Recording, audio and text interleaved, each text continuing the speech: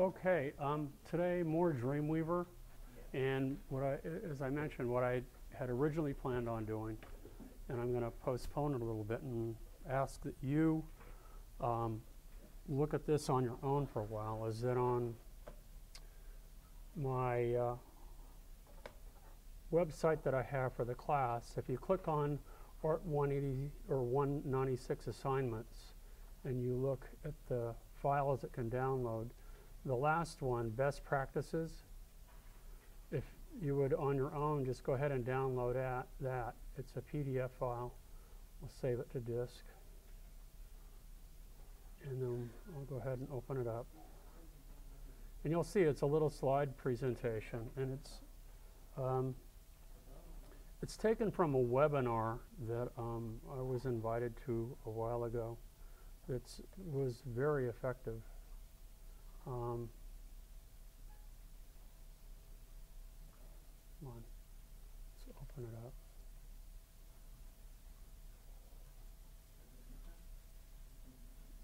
I don't want the new version.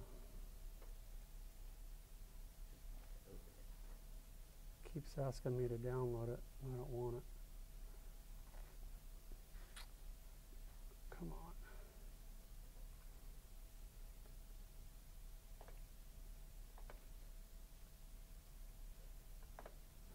I don't want professional. I don't want anything else. Let me try again. Open with stuff at Expander. That's what I want.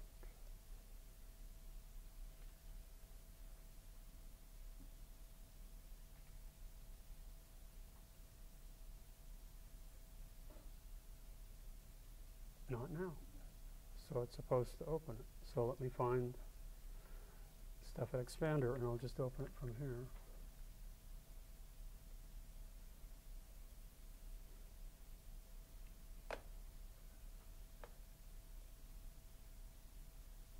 There we go. Now it's open. Now I can take the web best practices and open it there. Let's take it here.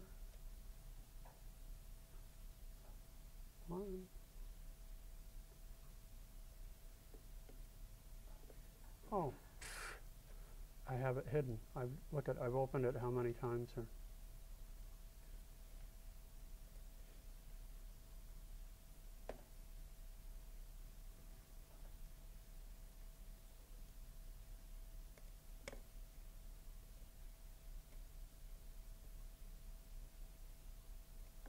It's only one file. It isn't all of those. Anyway.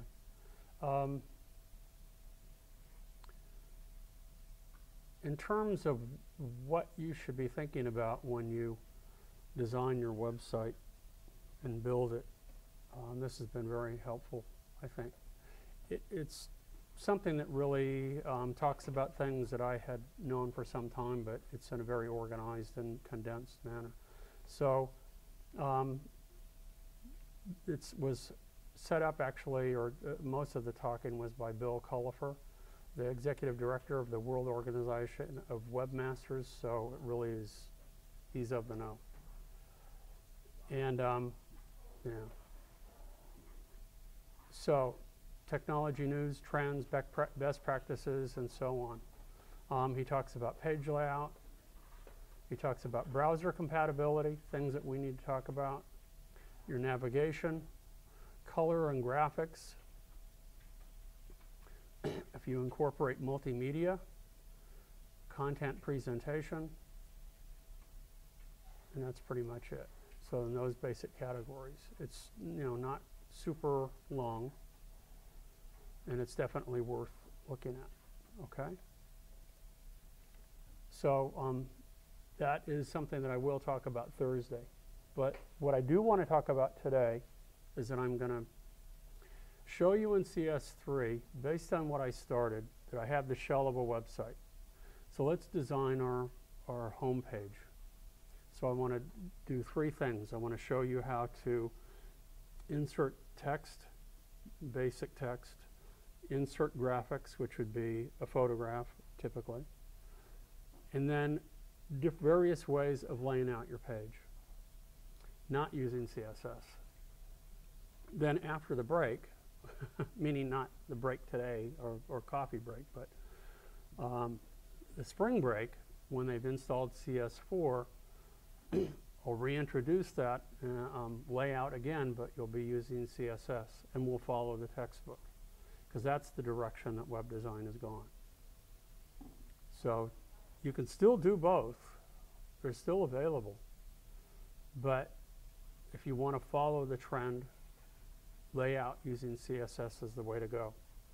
And the way they're teaching it now, that I've kind of gleaned from the textbook that you'll see, is that you may have noticed a bunch of different templates that are available. That when you create a new page, you use HTML, and then you select, okay, I want to use one of these CSS templates. 1 column, 2 column, 3 column. Is it flexible? Is it static? Is it, so on and so forth. And you pick that template. And it has dummy text. It has a fundamental layout in there. It has default colors, so on and so forth.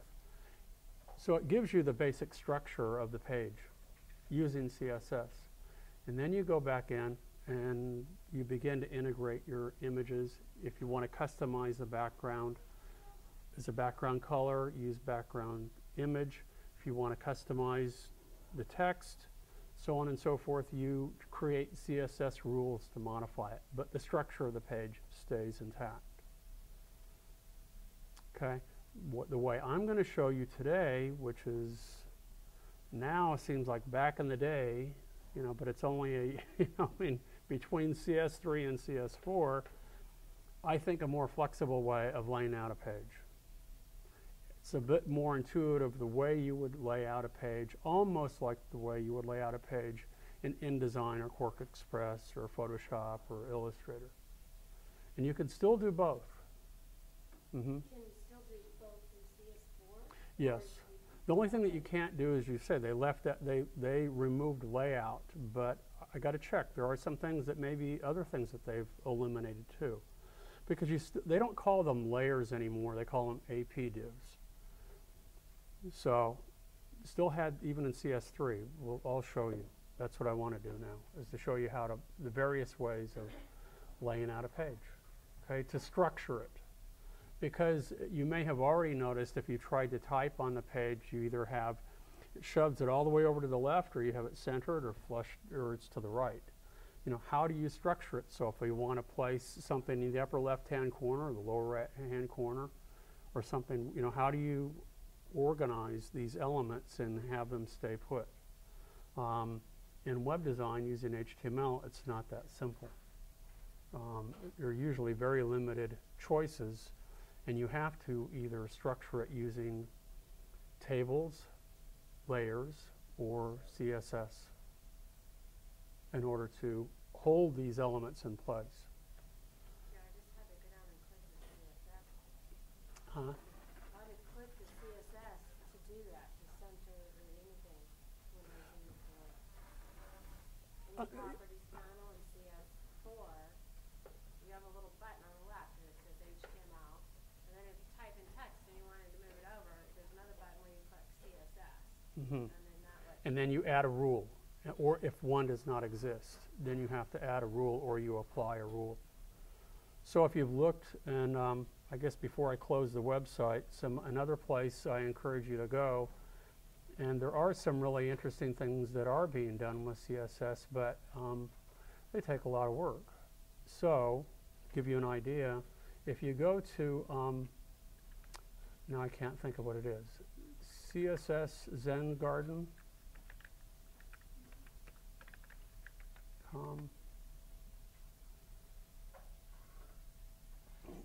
And you'll see it's, I guess I should give you a little bit of info about this. There are 3 basic elements that go into web design. There is the HTML, which is your content. Okay? There is CSS now, which controls the way you view the content. It controls the visual element. It controls the color of the text, the style of the text. It controls the background color, positioning if you're using layout, so on and so forth. So that's the second element. And the third functionality would be JavaScript. Okay? And typically there are applets that are used to allow for rollover functionality and things like that that are behind the scenes, that are behaviors, that are still, you do not have to program anymore. And that was, I hope they don't go back to that, because when I was first learning web design, even in version 1 of Dreamweaver, if you wanted a simple rollover, you would have to write the JavaScript in there to do that. And it was a real pain. You don't have to do that anymore for a simple rollover. You know. So anyway, I was saying that for different kinds of layouts, you'll see that this is really quite nice. Pretty standard, CSS Zen Garden. And it gives you the option in all of these layouts. See, we can also look down here. Here's Under the Sea by Eric Stoltz. We can click that. So here's another one. It's the same content, but looks totally different. And what they give you is that you can download the page, you can download the content, and you can also download the CSS and see what it looks like. Okay. For example, it says view this design CSS. So we'll click here. So here are all the rules that they created for that page. Now, from a designer's point of, from a programmer's point of view, they're probably in hog heaven. You know, like this is incredible. From a designer's point of view, it's like, this is a nightmare. This is not, I'm a visual person. This is not something I want to do. But it is what it is. Okay. So let's go back. Let's start, and I'm going to go ahead and I'm going to open my index page. And I'm going to show you, this is what I had before. I'm going to go ahead and here, and I'm going to center this as well, just for the heck of it. This is what I had before. So if I wanted, for example, to edit the text, or what you may have noticed, add text. We'll just start by that. It works very similar to when you're adding it in HTML to a word processing program. You click on the page, you see the little flashing cursor, and you begin to type. And if you're looking at the page in split view, you can see in here, and for example, if I highlight Lauren's website, and you'll see here it is, okay? It's highlighted. There's Lauren's new website. Now you'll notice at the beginning here that it is using CSS, and it has done this for quite a while, but this is embedded. It's aligned. It's actually in here. You'll see here where it says H1 align equals center, strong. That gives you all the information about what's going on here. It says it's an H1 tag. It tells me that it's centered. Strong means bold. And it gives us the span class, or the class is style 1. Now, it's already assigned a style name to this. Every time you add text and you change its visual properties, it will automatically add a CSS style to it here. But the downside to it initially is that, again, if we look at CSS styles in the upper hand right here, you'll see here's style 1, and if we pull down here, we can look at, you know, all properties here, and you can see here it's just the font family. It's Verdana, Arial, Helvetica. That's the only thing that we've changed. We can add another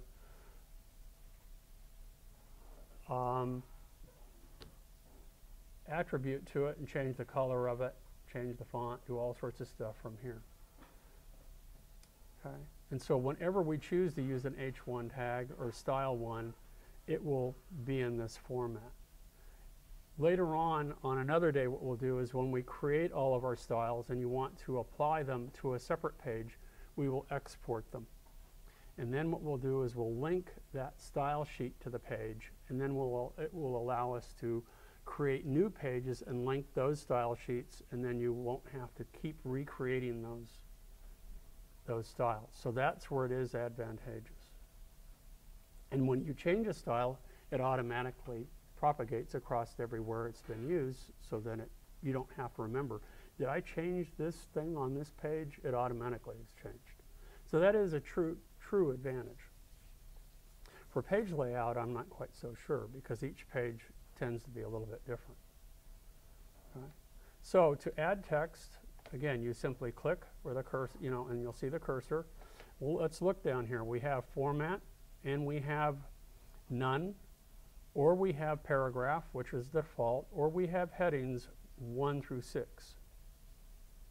Headings, as I understand it, it's almost like headline, subhead, body copy, so on. But where the real use of them comes into play is for people who have disabilities, who don't see well, and they have a reader that when they go to a particular website, reads the page to them. And if you have an H1 tag or a heading 1, it will emphasize that text differently than an H3 tag. So they will be able to hear the distinction. We see a distinction. You see it larger, bolder. They hear large, bold. It doesn't say large, bold, and I don't know I don't think it's louder. Just by shouting it doesn't make it important, but they hear a difference, and I've never heard that myself, but that's what I understand. So if you had an H6 tag and it's a tiny little snippet of text in the bottom right-hand corner that maybe is a caption or something, then they would know, okay, this is what I'm looking at or what I'm hearing. It's a caption of the text. So that's what those relate to. Then we have the fonts that we can choose, and this is, for most designers, a nightmare. They're categories. We can leave the default font, and the default font refers to the default font that your computer is using, and that's usually Times Roman or something like that. You also have these other categories. We have sans serif type, and it will pick first Arial, which is a bastardization of Helvetica. If your computer does not have Arial, then it will switch to Helvetica, and if it has neither, then it will just pick an arbitrary default sans serif typeface. So you have to build some flexibility into your website when you use text and HTML. Then we have the other options, which are very similar. You can select Times New Roman, Times, or serif. Courier, which is a monotype, mono spacing font. Like the old typewriters, then an I took up the same width as a W. Does that make sense?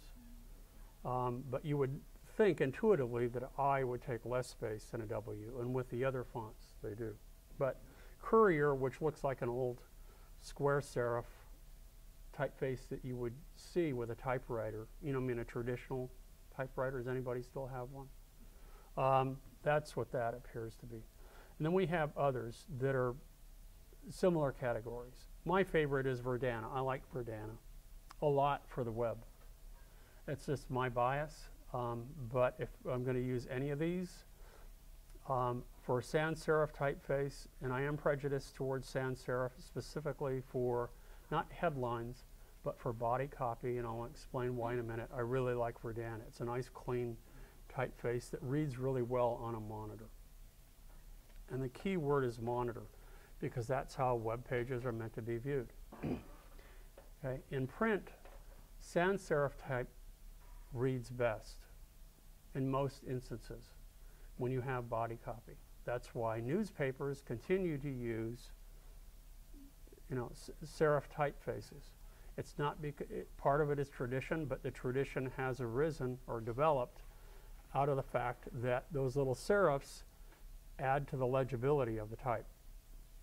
that make it easier to read, especially when there's a lot of type, a big block of type that you have to read. There are a handful of publications that arose, I think, in the 70s maybe, like People magazine. It was late 70s, early 80s. And I think People magazine used Helvetica for quite a while. It was 8-point. They kept it small, and that was unheard of. But in order to have large blocks of text, what they did is they added leading, meaning the space between the lines to make it easier on the eye and more legible. And it was just a different look. So in print, that was the rule of thumb. And for headlines, subheads, you could use serif, sans serif. You could use special decorative fonts, whatever you want, whatever suited it best. For the web, I think it's almost the reverse. That, at least for the body copy, you know, a large blocks of text, because you're viewing it at screen resolution, which is either 72 pixels per inch or 96, depending on which platform you're on. That's pretty low resolution, and those little serifs can break up, and especially when it's small text. And it doesn't, for myself, it's not very legible. It's harder to read. That's just and I don't see real well these days, so that's my personal experience. You might discover something a little bit different. So that's why I am biased towards sans serif on the web for large blocks of text. Okay? So you really have limited choices. You can come in here and you can edit the font list and you can put in there whatever you want, anything that's on your computer. But be aware that when you do that, if the person at the other end doesn't have it, then it substitutes. So you're strongly encouraged to use just these fonts for HTML text and strongly discouraged from using anything else. If you do want to use something that is more decorative, that if you want to use script or something like that, then what you have to do is either use Fireworks or you have to use Photoshop, and you create an image of that text, something that is non-editable, that will either be in a GIF, PNG, or JPEG file format. And you place the image of the text in there. So it's non-editable, so that the end user sees an image. So I would reserve that for headlines. I would reserve that for special text, subheads maybe, buttons, but not for a big block of text. You could conceivably use it for a big block of text, but this is the downside. That, again, if you want to reach the widest audience, you have to design for the lowest common denominator. And again, refer to people with disabilities. If they can't see the image, how are they going to know what's in there? So if you use a big block of text, and we'll get to this when we insert images, you have to insert something called an alt tag. And there, in the properties panel down below here, there will be a place for that, where you'll select the image and it'll say, here's an alt tag. And the alt tag is a brief description of what it is that's there. You can also put in a URL. So what if it is a big block of text, if it's a SWF file or something that a person who is seeing impaired cannot, their reader cannot detect what's there, or if it's a big picture that requires some explanation, it can send them to a URL with text, a HTML page that their reader can read and they can understand what's there. So that you can see that will require a lot of additional work, a lot of work. So it involves transferring to another page? Correct. They would go to it. There's no one-to-one connection? No. Okay. That's if you use especially a big block of text that was an image. How would they be able to, how would they know what's on that page? Alt tags are short, but if you wanted a broader, an entire description of everything that's there, then there will be a place where you can actually put in a separate page, a URL for them to go to. And then you would just use a generic or the default text and it would read it to them. But that gets complicated and awkward, and it gets very ugly. So you want to limit it. But you know, if you have a very narrow audience and the only people that are going to see your website are literally people who are going to see the website, and it's going to be an art director or something, then maybe that's a non-issue for you. Quite funny that the old tag would be the entire text of my text block with 50%. Yeah, it's kind of bizarro. So you can see here we have, as far as style, I have none. So if I type, you know, more text, this is just the default. But if I highlight this, and you'll see I already used, for my headline, I have style 1. So if I select style 1, okay, and hold on here, and I type this again, wait a minute. Oh, that's a paragraph. Never mind. So I didn't add one. Style 1 is that. Notice that it did change it to the Verdana. Okay, that was one I thought I had when I used a different one. I did. But if I go back and I highlight it, and I switch and I select none, notice it goes back to the serif typeface. So you'll see a whole list of styles here that it automatically adds, and it also automatically puts them in line. And as you're building, as you decide and you create new ones, you'll have, you could use an H1 heading, maybe not. You can specify a size. And this is where it really gets awkward. You can, and for web, you can specify point sizes. You can also just specify extra small, small, small, medium, and large. And when we get into CSS, it can be done in M's, meaning in percentages of the default size that you've used. So it's all relative in the sizing. And every time you change these, then a new style is developed. And you can go ahead and open the CSS panel here, which was already open a moment ago. Okay? So we look at all, and it will show you the summary of the ones that you're making. So it's automatically adding CSS to it as you do it. You also have a typical faux bold and faux italic. And this is where it gets really awkward too. You'll notice that we have here, this is for page layout. I can either make it flush left, centered, flush right, or justified. And some of them don't look much different. That's not much of a choice. You also have the opportunity down here to select the color, okay, for the text. And again, you're restricted to the hexadecimal numbers, or the web-safe colors as they're also called. You can also select here for your text an unordered list. You have ordered lists. You can also have outdents and indents for your text from here. Minimal, but you know, it's not the same controls that you would have in InDesign or Quark Express. It's very basic. You know,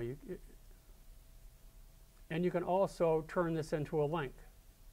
So if I type here, if I type Kmart66, and I want to turn this into a link, you highlight it. And now I can go over here where the link is, and I can either type in the absolute address or the relative address. The absolute address is http:// whatever it is. Okay? The whole shooting match. The relative link, it means that if it is contained within my root folder. So from here, you'll notice I just have, this is my about, is the only other one that I have opened. I can select that. If I have my pages over here, I also have this little target that I can link to. So let's go back to Window, and I have Files. Let's bring this open, and let's close it over here. So here are all of my files. So I don't want to view map, I just want to local view here. Here are all of my files. I can click the target, and what if I want it to link it to my portfolio page? And it links it. You drag it, just as we did with the site map, which I don't know that I mentioned is no longer exists in CS4. That came as a real surprise, because I thought that was one. When I show you some additional tools today, I thought this is the best thing since sliced bread. That's what I thought was. The other is you can click here on the folder, and you can pick from any folder you want for a relative link. But in this case, if I put in mine, so if I put in http://kmart66.com, okay, then lo and behold, you'll notice that by default, links are underlined, and that is something that we can change using CSS. We can change the rules. There can be, you can have rollover effects so that when you roll over it, the underline appears, or when you roll over it, a color appears, or a whole host of things. But this is a link now. This will go. And then the last thing that you have to specify is target. By default, when you click on this, it will go to the page, and it will replace the current page with the new page. A quick rule about that, what I recommend is that if you deep link to another person's website, that you do the following, so that the end user is not confused, that you target and you select blank. And what it will do is that it will open a new window. Okay? It's like a pop-up, but it's not. It will just open a new window. Or if you're using tab browsing, it will open a new tab. Now, why would you do that? Because I don't know if you have experienced this, but you've been on a website, gone to a specific website, and you're on there, and you're reading and reading, and then you click on a link, and you're reading and reading, and you click on a link, and you're reading and reading, and suddenly you discover, I'm no longer on the website I thought I was. You're someplace else. Because they deep linked to somebody else's website, not their own.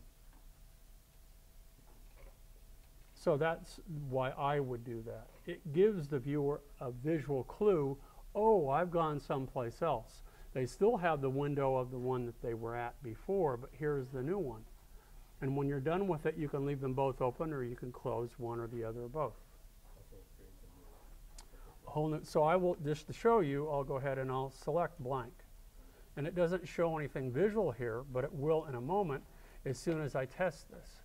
So if I save this now and I test this in the browser, let's preview this in Firefox. And now watch. If I click on resume, it just takes me to another page. It's replaced one with another. If I go back to index, I see that. But watch what happens when I click on this one. Because I said, with this link, I wanted a blank. When I click, notice it opens up another one. And now it will take me to that website. So now I have the two to compare. Does that make sense, what I'm saying? I think it makes good sense.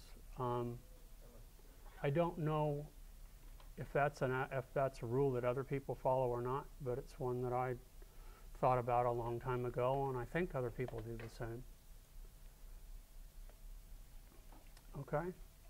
So what if we wanted to create a more dynamic layout, or one that we wanted to scatter elements all over the page? Okay? And as a part of that, what we wanted to do is that we wanted to add an image. I've shown you how to apply some basic text. And what if we wanted to add an image? How do we do that? The easiest way with no other formatting at the moment is that wherever you have the cursor is where the image will be placed. We can place a placeholder image if we wish, or we can, if we know that there's a specific image that we want to place that's in our root folder, or even if it's not, that's been saved properly for the web, remember 72 pixels per inch as a JPEG, PNG, or GIF, then we can place that. To do that, we go up here to our common tools, and you'll see this one with the little tree says image. Now we also have the option of placeholder. Placeholder looks like so. You can give it a name, and we're going to say that this is going to be a duck, because that's what I plan on putting there. And then I can specify I want the duck to be 200 by 200 pixels, because that's how I've laid out my page. We can put a color for this, or we can also specify an alt tag here. Talked about, and we click, and it places a little, that's my placeholder. It's just, as I'm laying it out, I know that that's what I'm going to put in there later on. Where did you bring that up again? It's right up here. Under, we have the common tools, and it's right under images. It's placeholder. Okay? And then you can substitute later on. And that's not a bad way to go. The other is that you just select, and I want to select an image. It by default goes to the root folder. Now, this should catch me. I'm going to go ahead to desktop, because what if you've been naughty and you have saved the file somewhere that's not in your root folder. So let's say I have a, here are the duck images I created before. Here's the duck JPEG. And this is probably not, this is not the right size, but it's still, it's a JPEG. It will work. It was saved for web. And I click choose. And now it asks me again, do I want, and this is what I was talking about, an alt tag. So I'll call duck image. And if there was more that needed to be described, I could put in a long description and put in an absolute URL here. Does that help in terms of Google searching? It might. It wouldn't hurt. Depends on how far down, how embedded it is in your page. Because usually it just hunts, it starts at the top. But why do you have to rename it? Do you have a name for it? It's a, well, it tells somebody that what this is. It's an image of a duck. The name is It doesn't have to relate. It could be an just picture. I mean, that's what you could have. My, you know, self-portrait. It could, you know, whatever it is. It should be somewhat descriptive of what's there. Oh, my question really has to do with, since it has a name already, do You mean the describe file name? describe it so that you can, you know, use it as an instance later? Or No. This is solely for the purpose of readers. Because there are also other people that, I mean, they can turn off images, that they have no desire to see images, and they just want to see text. Now, for people like myself or Piper, you don't want those people looking at your website, because yours is all about your images, the images. It's not about the text, you know. Well, sometimes I think if it's a big image, sometimes it takes a little bit of a while to load. Mm-hmm. And while it's loading, you have that alt text coming. You also have another alternative, and I don't know if I mentioned it, and we were the first weeks saving for web under the optimization feature for JPEG. What you can specify, let me open it here. Let me cancel this, or just say OK, and it puts it in there. Ta-da! There it is. Now, if you want to turn the image into a link, you can when you select it. There's a variety of things that we can do, but I'll get to that in a minute, because I'm going to digress for a minute.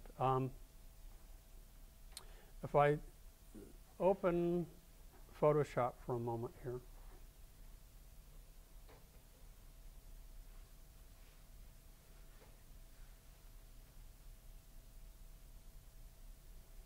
And you save for web, you have an option, and I can't, the reason I'm stalling here is because I can't think of the name right at the moment. But typically, what happens, let me open the file from here. This is awfully sluggish. I think something's going to crash very soon. So let's open. Is that it will not, you cannot see the image let me just open, it doesn't matter which one it is. Here's my a picture of a flying saucer.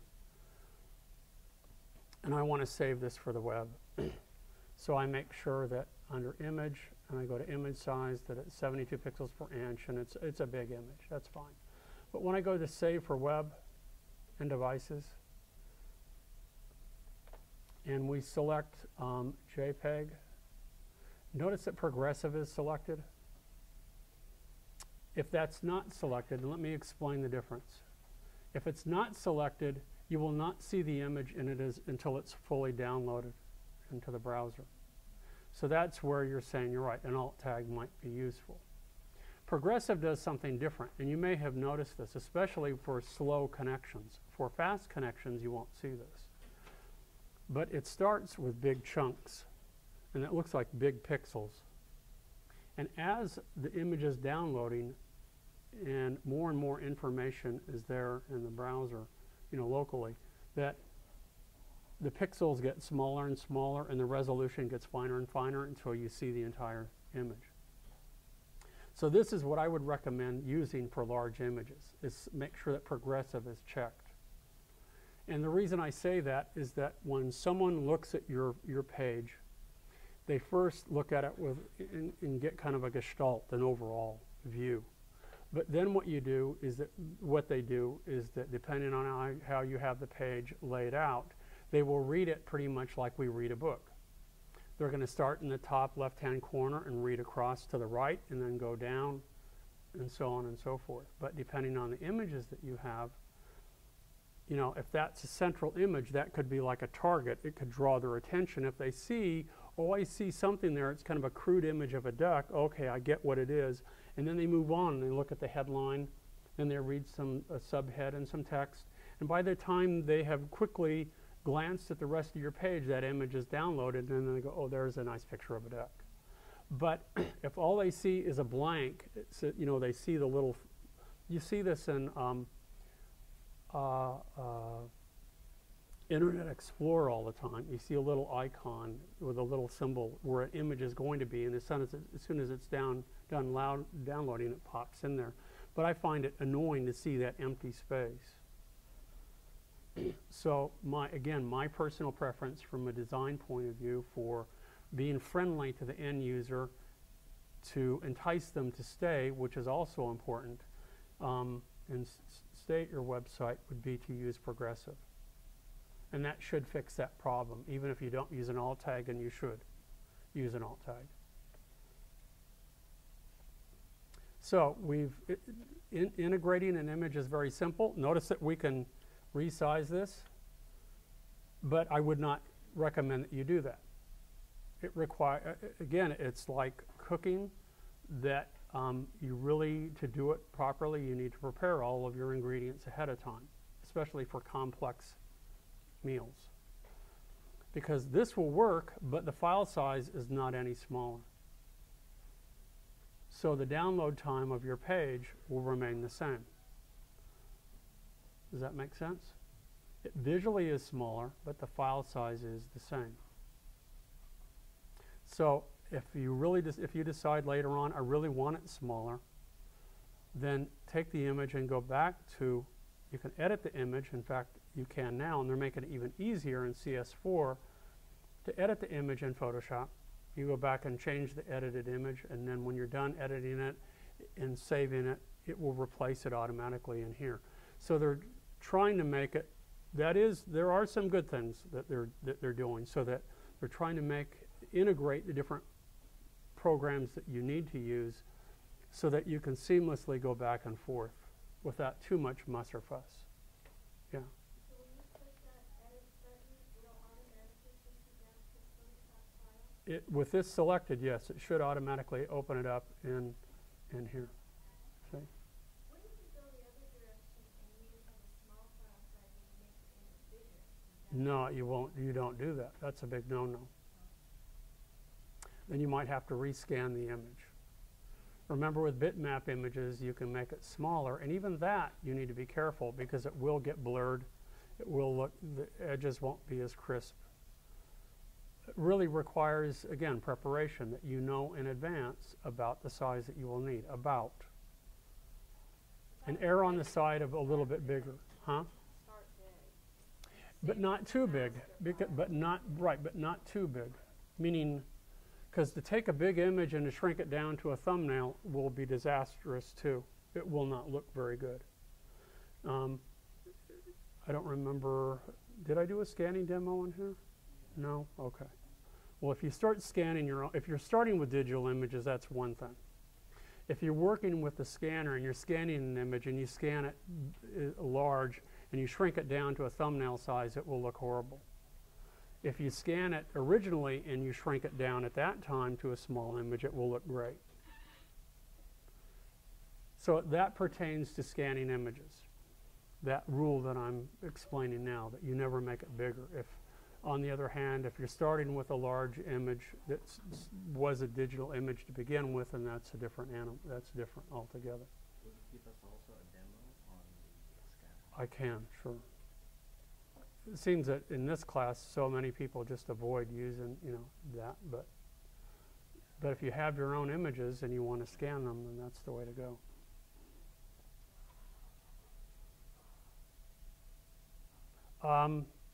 As I said, this can be turned into a link, so you need your property panels. So, you can select the image, and you'll see down here we have link. Again, you can click and drag to a page. You can type in absolute or relative path. You can click on a folder and select for a file. You can specify the target. You can also choose, and I've never done this, a low source image.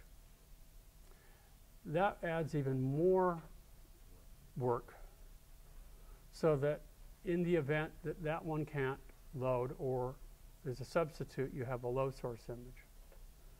You can also specify if you want a border. I'm not a big fan of borders from a design point of view. I think they look kind of horsey, clunky, unless they're really thin and elegant. I don't know. They just look horrible. And again, the alignment is relative to the page. It's very basic. And again, you have your left centered right. Okay. Now, class refers to when you start specifying CSS for images. And we're not doing that yet. Another thing, remember in Flash, we had, when we were creating buttons, we had, when we did the invisible buttons, we had and I can't think of it, what is it? The hit state. Well, that's what we're doing now, but it was the hit state, the image for the hit state. Well, now we have something called image maps. So they can be rectangular, elliptical, or they can be polygonal. And I can click here, like so, on this image, and now I can go ahead and I can put in a URL. So maybe if I want to go from here, pound, and maybe let's go to I could go to another page, or I can go to, let's go to my portfolio page. So it goes to portfolio. Okay? So now I've turned just that little surprise area, that little area, into a link. So the whole image can be a link or a specific area. I know I'm going over this fast, but you guys wanted to get to layout. Okay, so what if I want to lay this out a little bit more uniquely? I wanted maybe to place Lauren's new website over to the left. I wanted the duck image to be, maybe that's my logo. I want that to be up there. I wanted this to be to the right. I want my links to be over to the right. I want it all over the place. I'm just a scatter effect. Well, what we can do, and we can switch to layout here, from common to layout. And you'll notice one of the first tags here is draw AP div. AP divs used to be called layers. And if we look at AP elements, you'll see them appear over here. If you don't see that, then go to Window, and you want to see AP divs. Where are the AP elements? There, right here. F2. So let's say, for example, I want the duck to be in the upper left-hand corner. So I'm going to click and drag, and you see this defined by a blue rectangle, a little window. And I can move it by clicking on this little tab in the upper left-hand corner. And I can move it wherever I want on the page. AP, by the way, stands for absolute positioning. I mean, wherever it is wherever it is. Then I can click inside, and I'm going to go ahead and I'm going to take the image, and I'm going to cut it, and I'm going to click inside here, and I'm going to paste it. Now I can resize this to absolutely fit the size of the image that I have in there. And I can place this wherever I want. So I'm going to put it up here in the left-hand corner. Now, relative to this, I want Lauren's new website. Maybe I want this all on one line. So I'm going to go like so. And notice how it's overlapping that. Not good. That's one of the downsides to combining AP divs and just HTML. That to keep them separate, you run into problems. So you need to go one way or the other. So what I can do, though, is I'm going to go ahead and I'm going to create another AP div, like so. And I'm going to click on highlight all of this, cut it, click in here, and I'm going to paste it. Now I got to make sure that I highlight it, and it's style 1. I'm going to go ahead and format H1 so that it's big. It's nice and big. Now I need to be careful when you reduce the size of this, that if I shrink it down, notice that it works on, it will reduce it to 2 lines. So I'm going to try to make it as small as I can without it doing that, and then move it in place. So maybe I want to position this like so. Not aligned, but there. Notice that it overlaps the Kmart 66 underneath there. Well, let's highlight that. Let's move this first. Highlight this, and I'll cut this. Now I'm going to move this over on top of it. Let's say I want a place for that Kmart 66. This is going to be a horrible design, but you'll get the idea. Like so. So maybe I want it over here in the right-hand corner. So I'm going to click in here, and I'm going to paste. Now I'll resize it to fit accordingly. And again, I can move this wherever I want on the page. Maybe I want it down here in the lower right-hand corner. Maybe I want all of my links to be over here to the left. So I'm going to cut all of those, and I'm going to create a new div, and I'm going to put it over here like so. And again, I'm intentionally not going to align it. I'm going to click here, and I'm going to paste. And I'm going to put each of these on their own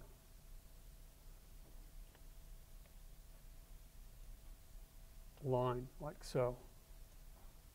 I'll resize it, and I'll move it like so. And I'll do one more time. So I'll make another for the more to come soon. Create a new AP div, and I'll put it right here. Cut, paste, resize it to fit. Move it wherever I wish. Can't do this with HTML. I mean, it just doesn't work. Now, I could leave this as is. I don't think that's a wise idea, but I could. So that would be one option. We could go ahead and save it. Can preview in browser. And there you have it. They all stay in place. They're absolutely positioned. And if I shrink my window way down, they stay exactly where they are. They do not move. Absolutely positioned. All these work. Just copied and pasted. Now, before CS4, all of last year, last semester, an alternative, and I still think it's not a bad alternative for basic layouts in some instances, is to use tables. Okay? But I don't know how many of you, again, have done HTML? Anybody? You have? A little bit? I mean program. And have you typed in your own table? They can be pretty awkward, pretty complicated. Well, this was the thing that I thought when they first integrated this into Dreamweaver years ago. I thought they have the designer in mind. This is what they want. Because what if you wanted to put all of this in a table now? And the table could be relative, meaning it could be in a percentage, or it could be fixed. And this is what they had. So this has probably gone away too, but we'll find out in CS4. We'll see. I don't know. So what we can do, and this is what I found so incredible. Okay, so everybody watch. This is what I thought was the way to go. You go to Modify, and you select Convert, and you select AP divs to table. So what it does is it takes all of those layers and it converts it and it turns it into a table. And you say that you want it the most accurate, you know, and in smallest, you know, collapse empty cells. Use transparent GIFs to hold everything in place, and that's something that you used to have to do with tables because tables can work like spandex pants. If there is a cell that is not filled, it shrinks. It needs something there to hold it apart so that you would put a transparent GIF to hold it apart. Awkward, but when you do it this way, dynamite. So watch what happens. I'm going to say prevent overlaps, and I click, boom, there's your table. And I would always challenge my students who thought that they knew HTML really well, and I say, you know what? You write it, you know, I'm going to do my version, and you start writing the code for this. You can't write it that fast. I can also go to Modify, and I can convert, and I can say tables to AP divs. So if I decide I don't like the layout, I want to move it around, it will remove the table and put it back in layers. Now you'll have additional layers because there are layers here that are used to hold where the transparent GIFs are as placeholders. And you just delete those and move it around again and then collapse it to a table. And I thought this was the way to go.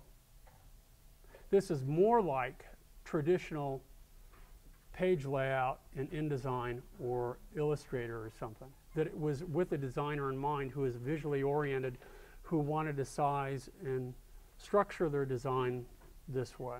So this is what I've done for a long time, specifically for basic, simple layouts like this, but where it doesn't follow a rigid grid, which is what CSS does. See, and you could do this with CSS, but the time it would take you to do this in CSS, I guarantee you would be a lot longer than what it took me to do this. And I know that tables are not elegant, that there are issues with that, but they do work. Yes, Cindy, you have a question? You can, but I would not do that. Older browsers may not be compatible with them. That they won't view them correctly, that you will have problems. Tables are a non-issue. Yeah, in that layout, where are the transparent GIFs? You won't know that until you go backwards. So if I go to Modify and I convert and I select tables to AP and I click OK, see how many different layers I have now? So now I have a total of 20. There's probably one down here. It's this one, and I'll just delete it. 19. See these? It just structures all of these little ones that it had to create, because to use tables, it has to follow a very rigid grid structure. So those are the names of the transparent GIFs. Right. They're just inside there, right. And then you select them, and I'm just getting rid of all those extra ones that I don't want.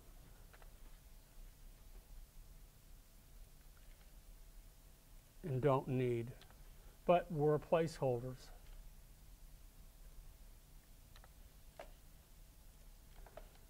Now, the other way to go in the past, aside from this way of laying out, there's two other ways, in fact. One is to put your elements directly in tables. But they have to follow a very strict, rigid format. so I can do that. Where am I at with time here?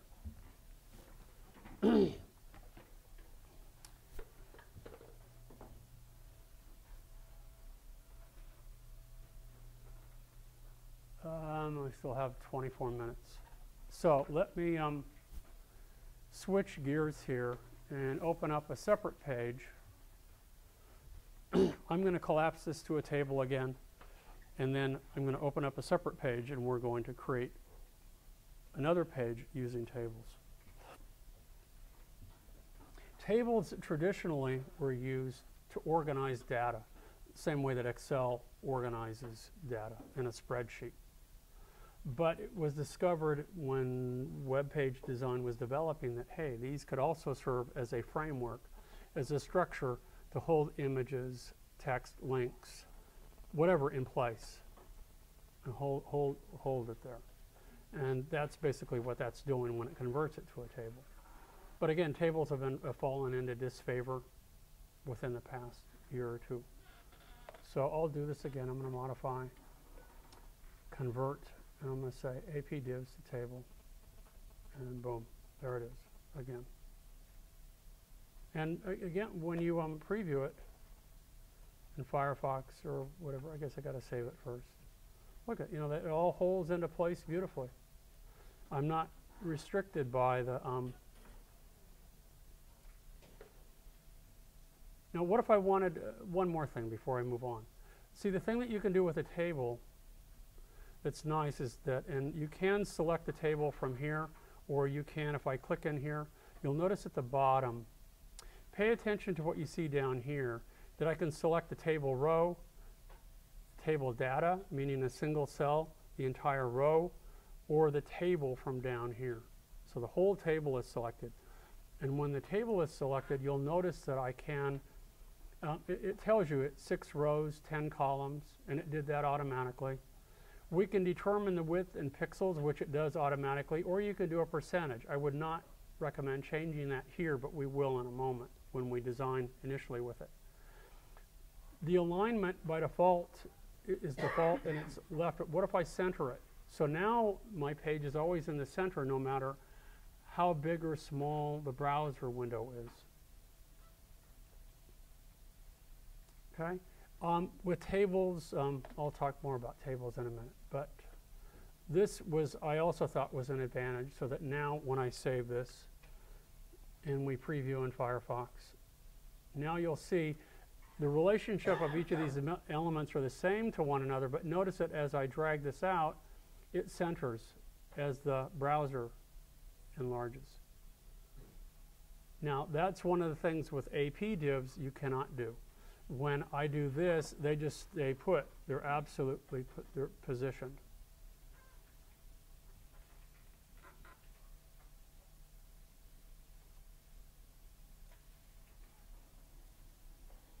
Okay, so let's let's open the resume page, and let's start to lay this page out. Only this will be a little bit different. We're going to start by using tables, and there's a way that we can do this. An easy way, a hard way. I'm going to start with a really crude way first, or simple way, and then we'll work later. What do I want to do? I'm going to go back to common, and you'll see here before just right after the anchor is a table. And to insert a table, you just simply click. And you can use the 3 rows, 3 columns by default, or you can put in as many rows or columns as you want from here. You can also determine the table width from here, whether you want it in absolute pixels, or percentage. So let's start with percentage, and I don't want it 700%. I want it maybe 75%. And I'll show you the difference. It, by default, gives you a border. I'm not real crazy about borders again. But if you do not want borders, we can always change it, and you can set it to none. We're not going to use a header right now, but for tables with content, like if it were a list of items that you were selling, or was, you know, for that sort of thing, you would want a header that describes what this table is for. You could also have captions as well and a summary for it. And these are used again for accessibility issues, so that when the reader sees the table, it gives them a summary of what's in here, because it will have difficulty. So that is one reason that they're leaving that out. Tables still have to be used, though, even with CSS. It's hard not to. Click OK, and there's my table. Okay. Now, I don't know what happened, too. Let me undo that. Oh, I know why. I think I'm going to hit down, like so, and I'm going to press again the table, and I'm just going to use that default setting. Boom. Now let's decide, for example, I want to go ahead and I'm going to take these links. And it's not a bad idea if you choose to use images for links, or if you use flash buttons for links, that you also have text links at the bottom of the page in the event that people have images turned off or don't have access to flash. So I'm going to go ahead and cut this and paste it down here. And within that cell, I'll go ahead and I'll place it so that it's centered. Now let's say at the top, I decide, see, this is an example of it shrinking and expanding. Notice how the cells are expanding and shrinking as I put content. So for example, if I go ahead and I put the duck image in the upper left-hand corner, it's going to stretch that out and shrink the others. So it can be very awkward working this way. So I'll go ahead and select here the image, and I'm going to select the duck JPEG. I'm going to choose it. And this is a nice feature of, not what I was thinking of. Typically with Dreamweaver, if you incorporate an image or an element into your website that is not in your root folder, it will tell you, you know what, this is not in your root folder. Would you like to place a copy of it in there now? And you would normally say yes. But it says the file you've selected already, would you like to overwrite this file? No. So now I'm looking in my root folder, and here's the ducky JPEG, and I don't know why it's not there. It's there, but it's not there. Oh, it says save, so let me cancel. Cancel. There it is. It was in there already. Now let's go ahead. As I said, you don't want to do this, but I shrink it down like so. And by default, it places it in the center. Then you have to decide you want it flush left. You also have to decide alignment. Maybe I want it along the top, you know. And it's starting to look, I mean, I'm organizing it, but it's not as elegant as the other way. It's more difficult to control.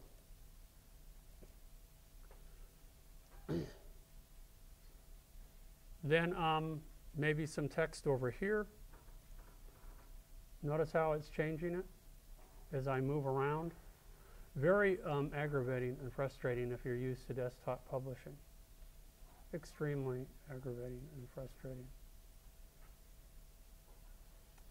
Now I can begin to place more and more content in here and organize accordingly, but it's structuring it. Now watch what happens when I preview in browser. So let me save it. Preview in Firefox. Notice the ugly borders. And notice how it changes because I put in a percentage, a 75%. It's always 75%. So that can be disastrous too if you're not careful. There are layouts that lend themselves to this kind of flexibility. But if you don't like this, then you can always come back down here, select the table, and you can switch from 75% to pixels, and you can decide, okay, I want it 700. 700 pixels, and then that will remain fixed. And then you can also specify again with the selecting the table again, you can specify whether you want the alignment to be default, left, centered, right, whatever, relative to the browser. If you do not want the borders to be visible, then you select the table, and where it says border 1, you have to type in 0 and hit return. And then in layout, or in the design mode here, you see the little perforated lines that indicate where it is, but then it also will, when you preview it or you see it in a browser, you will not see that structure. It will be underlined. Now, there's a lot more about tables that need to be said about when I select a table, for example. Whoops, let me just select the table itself. Cell padding and cell spacing are something that we need to pay attention to. Each of the cells can have, and I'll talk about it on another day, but I'm running out of time for my video. But for each of the cells, they can be a different background color. You can put background images in the table that lie behind the text, that lie behind an image that's placed in it. You can have background images and background color. If you do like borders, they can be a different color. So if I specify that it's border 1, I like big fat borders. I can come in here, I can specify a border color, I can make it red. And then when you preview it, you'll see a red border around it. So you can change all of those properties. And in some instances, it is necessary. So this would be another way to organize your page. Now, for me, if I go back to my website to show you where I've used some of these features, if I go back to kmart66.com, actually I can do that from here, can't I? Oh, yeah. On my personal website, just to show you, and I admittedly did some of this a long time ago, and I just didn't have the desire to change it. But for example, if I go to my resume page, I laid this out with the intent of making it look very similar to the way I would lay it out in print. So I structured it by using a table. But now you would have to do it, a better way would probably be CSS, where you would have, this is a subhead, this lies at a specific location, this maybe is another piece of text that starts at a certain place and aligns itself, or it could be in separate divs too. So there's a variety of ways that this could be laid out in CSS, but I just left it in a table.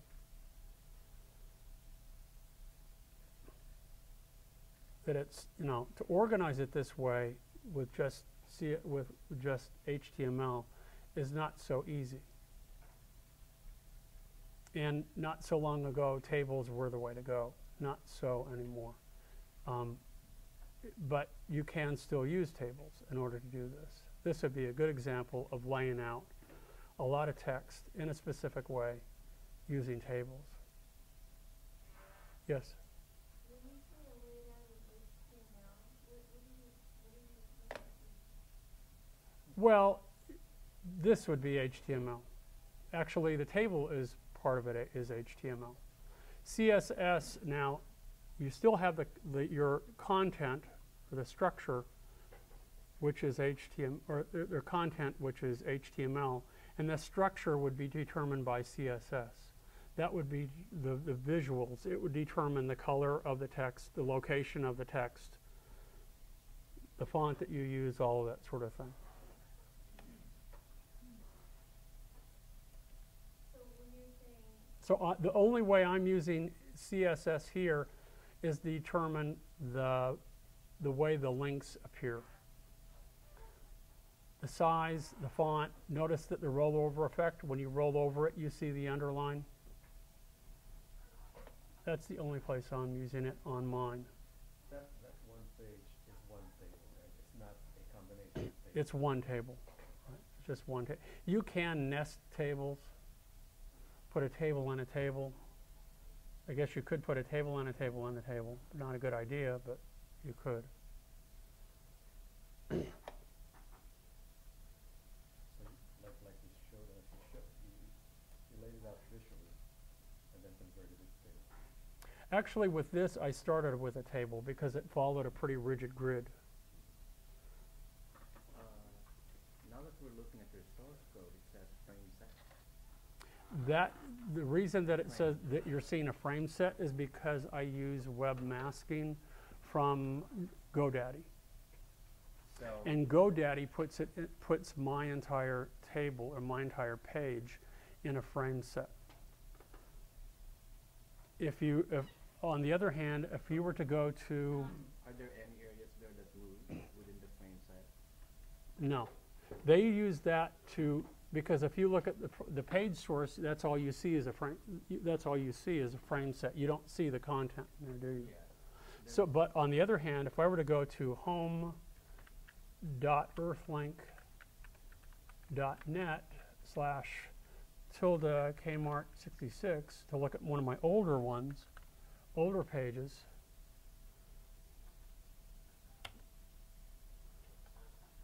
and now if we were to go to view page source, now you see. This is the table. Here's the table data. And again, you see how the page is structured in here.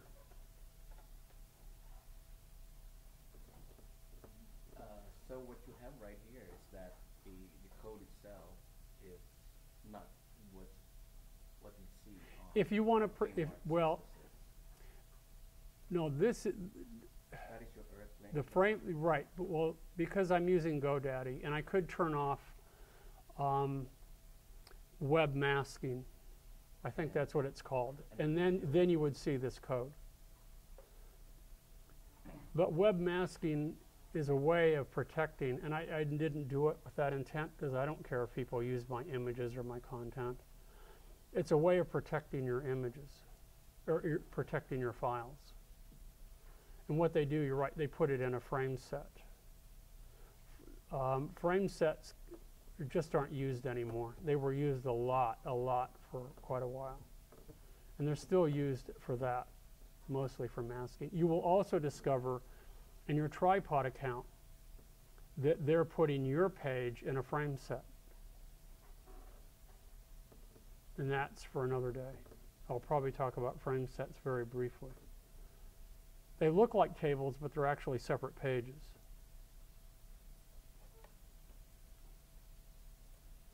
So we'll do more of this Thursday, but for today it's inserting text, and as you edit the text, it creates styles. The styles are, Dreamweaver is generating the CSS for those styles. And then some basic layout techniques, the older style techniques that we will do CSS layout when we get to CS4 after spring break. I know, awkward, but they have a tutorial in the book that I've asked everybody to get that allows you to follow that format, that we create a new file, and then I guess I can start here. Let me go ahead and turn off. That's this for today, and I'll show you the direction that we're going to go. Actually, it also shows the link to your page.